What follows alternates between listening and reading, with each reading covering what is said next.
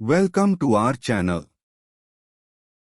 Under Section 107 of the Copyright Act 1976, allowance is made for fair use for purposes such as criticism, comment, news reporting, teaching, scholarship and research. Fair use is a use permitted by copyright statute that might otherwise be infringing.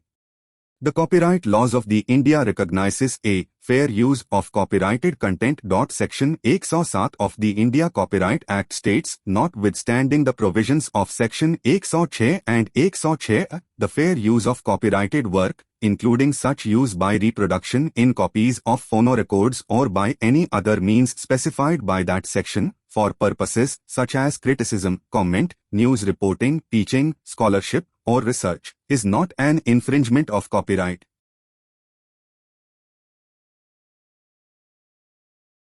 दोस्तों, आप सबको बैसाखी की शुभकामनाएं। आज इस अवसर पर हम एक कहानी प्रस्तुति करने जा रहे हैं जिसका शीर्ष है बैसाखी की कहानी। आइए वखनी को शुरू करते हैं।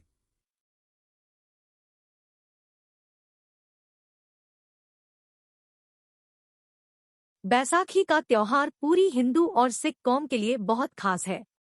बैसाखी 13 अप्रैल को मुख्यतः पंजाब और हरियाणा में बड़े हर्ष और उल्लास से मनाई जाती है, लेकिन पूरी दुनिया में सिख धर्म के लोग इस त्योहार को बहुत विशेष मानते हैं।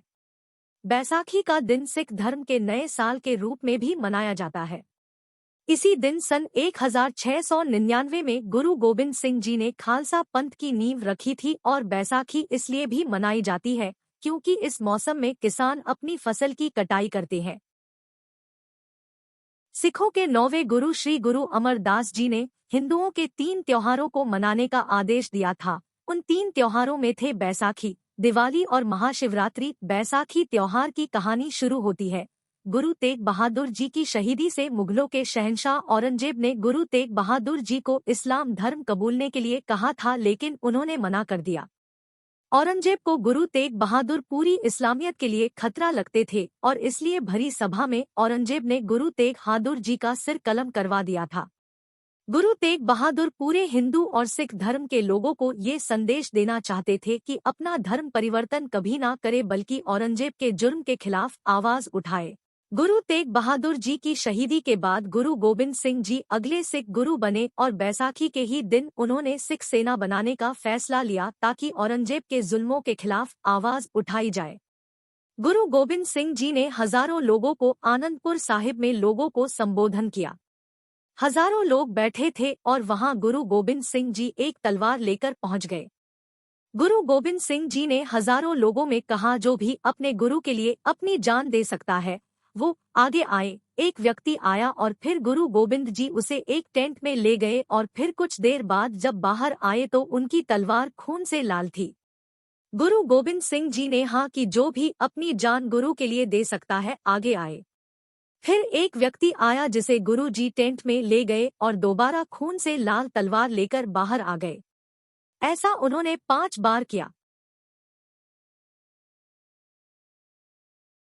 सभी लोग बहुत चिंतित थे कि गुरु जी ये क्या कर रहे हैं। फिर कुछ देर बाद गुरु गोबिंद सिंह जी टेंट के अंदर गए और उन 5 के सिर पगड़ी बांधकर बाहर ले आए और उन 5 को पंच प्यारे के नाम से नवाजा गया।